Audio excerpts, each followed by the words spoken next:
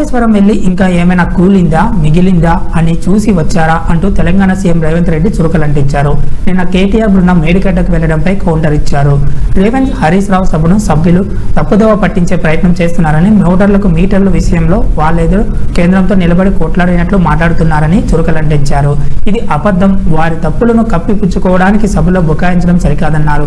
ఈ విషయంలో రికార్డును సరిచేయాల్సిన అవసరం ఉందని, మీటర్ల విషయంలో గత ప్రభుత్వం చేసుకున్న ఒప్పందాలను సభ ముందు ప్రవేశపెడుతున్నానని తెలిపారు. 6 నెలల్లో డిస్ట్రిబ్యూషన్ ట్రాన్స్ఫర్మేషన్ వద్ద మీటర్లు బిగిస్తామని జనవరి 4, 2017 ఒప్పందం చేసుకున్నారని ఆరోపణలు చేశారు.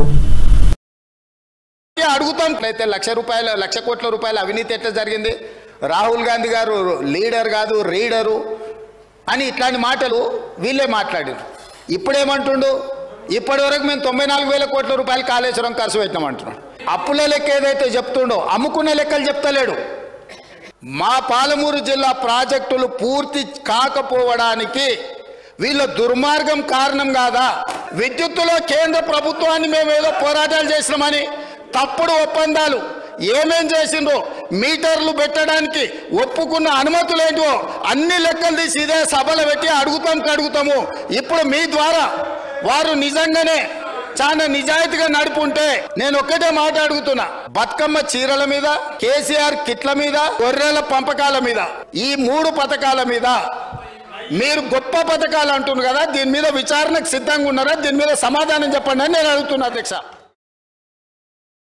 భూ సమస్యల శాశ్వత పరిష్కారం విస్తృత స్థాయి పరిష్కారానికి విస్తృత స్థాయి పట్టి ప్రజల నుంచి సలహాలు స్వీకరించాలని సీఎం రేవంత్ రెడ్డి ఆదేశించారు.